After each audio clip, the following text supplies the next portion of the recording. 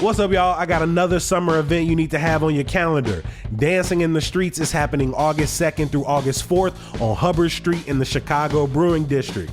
Presented by the Westtown Chamber of Commerce in partnership with On Tour Brewing, this festival highlights Westtown's growing beer scene. Not to mention, you'll get to enjoy live music, dancing, local vendors, and so much more.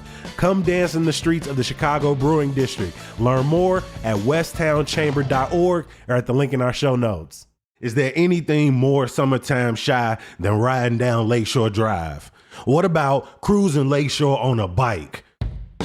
Don't miss Bike the Drive on Sunday, September 1st. It's the one day of the year when we can ride our bikes on DuSable Lakeshore Drive from Edgewater to Hyde Park.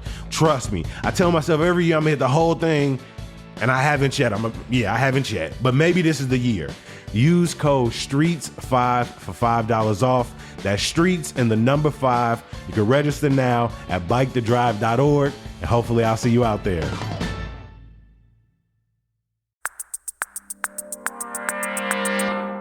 Today on CityCast Chicago. Last week it was wine. This week it's beer. We're back with another summer beverage guide, and we've got an expert in the building to help us navigate Chicago's vast and maybe even overwhelming local beer scene. It's Wednesday, July 31st. I'm Simona Licea in for Jacoby Cochran, and this is what Chicago's talking about.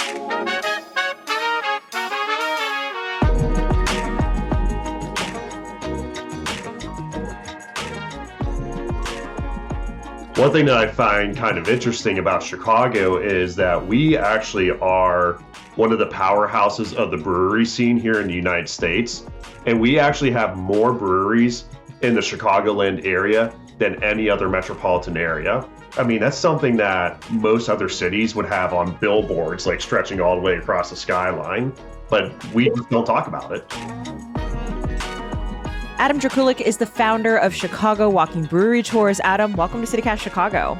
Yeah, thank you for having me. This is awesome. If you had asked me to guess, I definitely would have been like Milwaukee, right? Like I probably would have 100% been like, yeah, it's probably Milwaukee. How did we kind of get here? How did Chicago get to this place of having so much brewing happen, and yet we kind of take it for granted? Yeah, it's interesting because if you look at our history as a city, we've gone through a lot of ebbs and flows, a lot of peaks and valleys. So, for example, like when we first started as a city, we've always had brewing be a part of that city fabric. Because when the city was founded back in 1833, we have records of 2 taverns that existed right when the city was founded, and they didn't get steady shipments of beer from the East Coast breweries that existed. So they had to brew their own beer to make sure that they had enough supply so that people would be able to go to the bars and drink. And then 2 years later, we had our first brewery spring up. And then that brewery actually wound up burning to the ground in the Great Chicago Fire. And when that happened, we actually had most of the city burned down, of course, and we lost a ton of breweries. But then even more would spring up. We had about 60-something breweries that existed right at the turn of the 20th century. And then Prohibition happened. So then we lost half of those breweries. And then we had consolidations, we had different technologies like refrigeration that made these conglomerates possible. And then in 1978, we had our last brewery close from that old wave of breweries that happened before. And then it wouldn't be until 10 years later in 1988 that we get our first brewery back, which is Goose Island. And then we went from literally nothing in the 1980s to 225 that exist today. But I guess, like, is there something about Chicago, you know, the water, the wheat, the products that are here, the people, is there something that keeps beer coming back to Chicago? Yes, I think that there's really a couple different catalysts that really make it possible. Number one, we have the Siebel Institute. So the Siebel Institute of Technology is actually one of the world's premier educational and research centers for beer and brewing. And you have people that will come to Chicago to get their master brewing certificate. So that program has you do about half your time in Chicago, and then the other half of your time at the Doman Institute, which is located outside of Munich. So you have people, for example, like at Dovetail, they actually met as part of this program. And then they wound up deciding that they wanted to open up their own brewery in the shape of those European breweries that they found when they were studying at the Doman Institute. And then they make Chicago their home. The other thing that we have is, of course, Goose Island being just such a titan in the industry. They were actually a springboard for a lot of other major breweries as well. Revolution, Three Floyds, Off Color, Half Acre, and more kind of trace their lineage back to Goose Island. And when Goose Island opened up in 1988, there was only 40 breweries in the entire Midwest. So they were a massive sort of draw. I think what really kicked it off as well was that the state wound up giving a lot of support to help breweries really take off. So in 2011, they passed legislation to make it easier for breweries in the state to open up. And they allowed all the breweries to really go past that sort of traditional distribution model. And they allowed breweries to self-distribute. And because of that old sort of industrial past, we had a lot of land. We had a lot of warehouses. We had a lot of space that was available. So like Goose Island, for example, when they started with their Clybourne Brew Pub, they actually were started in a building that used to manufacture brewing equipment. For other people to brew elsewhere in the country. Yeah, so this was all the way back at the beginning of the 20th century. That warehouse that they started in used to make equipment. And they found like a lot of old brewery equipment that was made there. And you look at Malt Row, for example, that used to be all warehouses. But then some of the breweries that moved into there, they're like, this is awesome. We have all this space that we can use. We're close to public transit. Like, let's go ahead and start breweries. So obviously, Chicago's brew scene, diverse, is a wealth of beers to be had, long history. So I think that brings us to, what are your favorite breweries to stop at? Oh. You got to narrow it down. Narrow it down. I think what I love about this city more than anything else is that it's really more of a what am I in the mood for type of question. If I want that like classic German lager, Hefeweizen, I want something that's going to be the most pure representation of that style, I'm going to go to Dovetail. If you're like, you know what, I want to do something that's more avant-garde, I want to do something that's going to really push the boundaries with the different things that you can add in, like spices, fruits, I'm going to Forbidden Root. Or I'm going to go to Off Color because they do some really interesting and fun sort of beers there. Or if you're like, I just want to go to like an absolute perfect representation of American craft brewing, you have breweries like Revolution, you have breweries like Beguile that I think really knock it out of the park with that sort of style. Or if you're like, I just want some food, but I also want to have some awesome beers to go with it as well, you have Bishie. You have breweries like Corridor. You have just so many options to pick from. And then even like the local neighborhood spots like Hopewell. I love going in there because it's just such a chill vibe. Some really awesome black-owned breweries are in the city. Like Moorish, like Turner House. They're in the South Side. They make really good beers. Like it's just whatever you want, you can get. It's wild because I do feel like whenever I'm going out, whether I am, I live up in Uptown, I'm in Ravenswood a lot, on Malt Row a lot, whether I'm in Logan or, wherever I am, it almost feels like if the spot is local, they have either an in-house or a closely affiliated local beer that I can try. I recognized a couple of the places you mentioned, Dovetail, Hopewell, I know. Off Color I recognize, but I don't know where they're located. What's the kind of geographic spread of these spots? Yeah, so I think there's really three major epicenters for the city. I think the big ones are Malt Row, which, like you said, is up in the Ravenswood neighborhood. So you have people like Dovetail, Beguile, Hot Butcher for the World. You also have Is Was, which is opening up their tap room pretty soon here. You also have Koval, which is a distillery, of course, and Cultivate Forbidden Root. They put a location up there too, which is really great. And then you have the Logan Square corridor. So that has, of course, some of your titans like Revolution. You have Hopewell, you have Bishie, and then you have sort of the location where like Goose Island is, sort of like West Loop, but a little further west. So you have guys like District Brew Yards, you have Great Central Brewing, you have Mars, you have like Turner House over in the south side. That's sort of, there isn't too much around them in terms of other breweries. And then you, of course, also have like Moody Tongue, a 2-star Michelin star restaurant and brewery. Weiner Beer Company, they're in the back of the yards. And I think they're the only brewery back there, but they make really good stuff. And there's just so many great spots all throughout the city that it's almost hard to, you'd have to sort of like spend a month just going to all of them.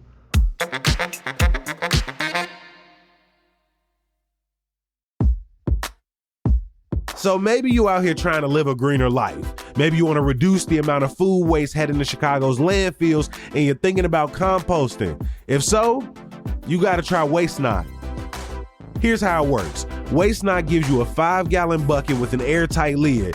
That's where you're going to toss your food scraps, cooked or raw, paper products like napkins and coffee filters, and anything else that's certified compostable.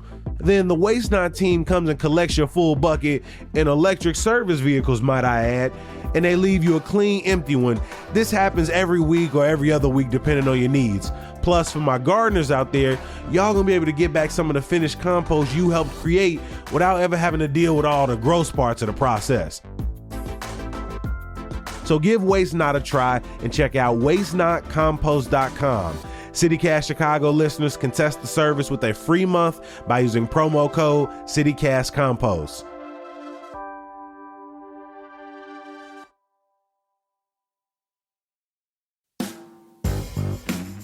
What's up, y'all? I'm back with another Ravinia Roundup. All summer long, North America's longest running outdoor music festival is putting on some of the most enjoyable concerts in the Chicago area, and trust me, they got range.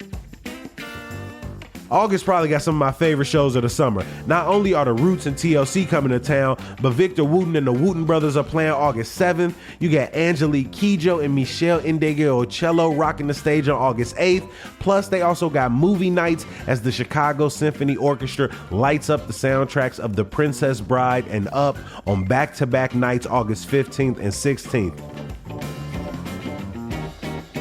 Pack your own picnic to enjoy on the lawn or sit up close in the pavilion. And remember, each concert ticket comes with a free Metro ride. So pick your concerts, buy your tickets at ravinia.org, and if you like me, start planning your spread. I'll see you out there.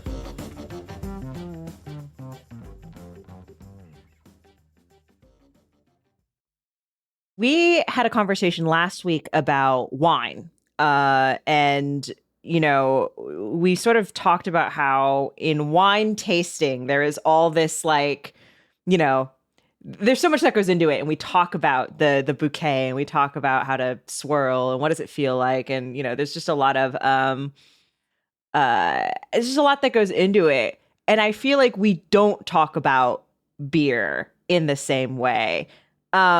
Why do you think that is? And do is there a way we should be properly tasting beer? Yeah, I think part of the reason is when you think about sort of the stereotypes around the drinks. For example, with wine, you always think about the sophisticated, the sort of people there a little bit more highbrow, sort of a little bit more stuffy of an atmosphere, like the sommeliers. But really with beer, there is a lot of things that you really try to look for and taste for with a good quality beer. For example, like with a Hefeweizen, that's one of my personal favorite styles. You want to look for, number one, do you get those sensory elements that you're looking for with the Hefeweizen?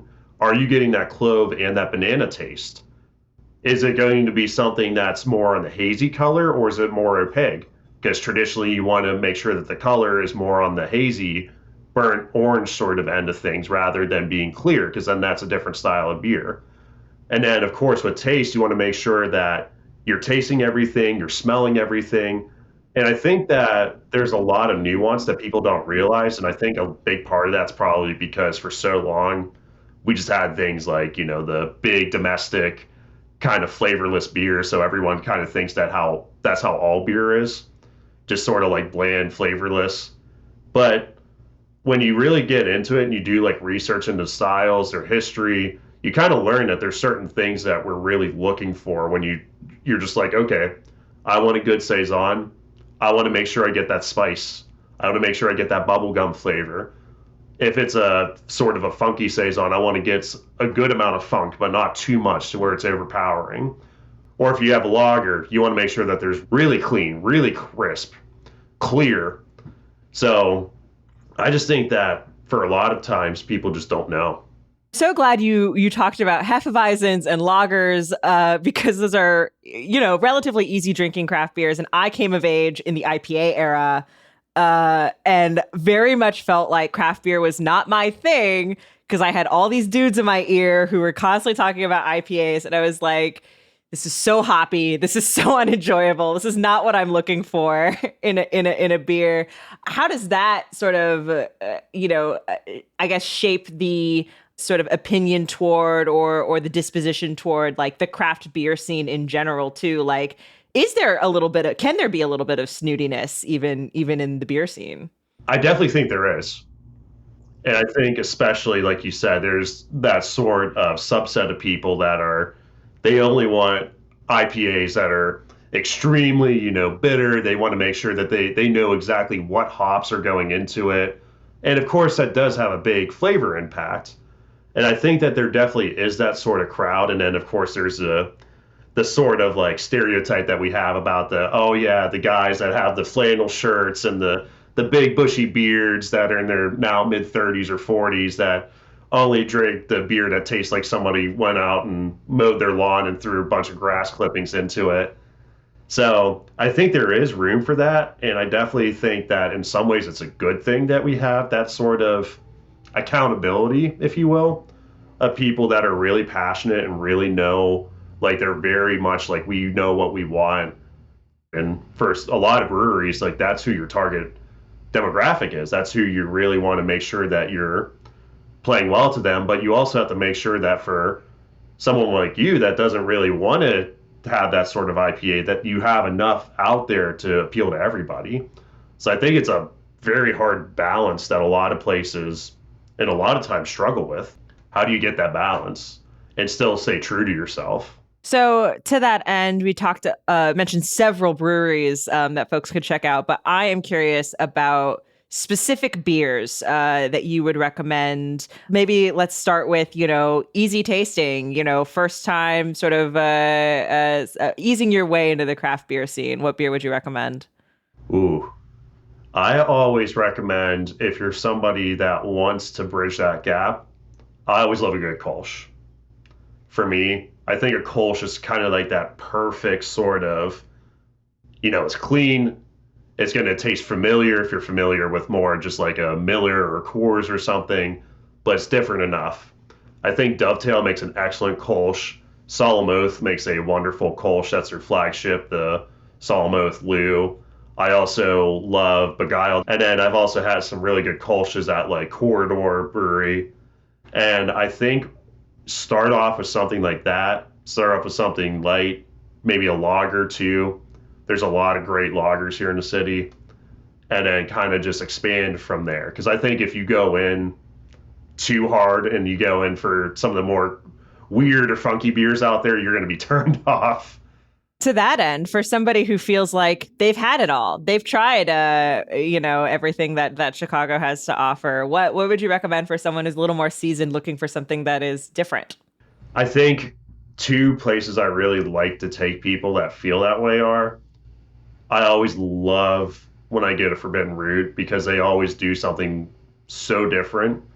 So, for example, their one beer that I absolutely love is their Strawberry Basil Hefeweizen. No one's ever made a Strawberry Basil Hefeweizen as far as I know. Nobody does a porter with chai tea in it. Like, that's just Ooh. So many different fun, unique things that they make there. And then I always love the Beer 4 series that they do at Off Color. Beer for Golf. I'm like, man, I wish you would just have this on tap all the time because it's a Belgian wit that has, I think, black tea in it. And it's really, really, really tasty. And I always love that they have a beer for, I think it's beer for hockey. It's like it has maple syrup in it, and you can really taste it. And they just do like some really fun, interesting, weird things that kind of matches their vibe. You look at their can art, they kind of embrace it fully. So I'm like, I'm 100% behind this. I think it's interesting that you mentioned those because those almost sound like beers you would recommend to people who maybe don't like beer that much. Yeah. It's funny you say that because that's actually the other guy that runs the tour with me. He's like, these are places I would take my mom. My mom doesn't like beer. She doesn't like it at all, but she would love this cranberry apple beer and just drink so much of it. And I'm like, that's what we need more of. A couple of the beers that I've just had in the past and I really, really, really enjoyed that I think that some people who don't really like beer would like. It was at Maplewood. Yes. They're one of my favorites. I always pick them up wherever I'm out. Yeah, their Fat Pug Milk Stout.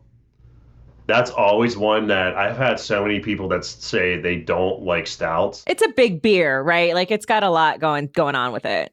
Yeah, you have like a certain predisposition to be like, it's going to be big, it's going to be heavy, it's going to be, like really sort of intense. And then I pull out like a Fat Pug, pour it up for people, and they're like, huh, I didn't know that beer could be like that. I didn't know it could be like sweet. I didn't know it could be sort of, light on the palate, well balanced. So I always love going there to take people that aren't really into beer. And then Cruz Blanca, I think, is another one too, because they do a lot of really interesting Mexican style lagers, a lot of interesting Mexican style beers. I had one beer there that was really interesting that was made with 100% corn.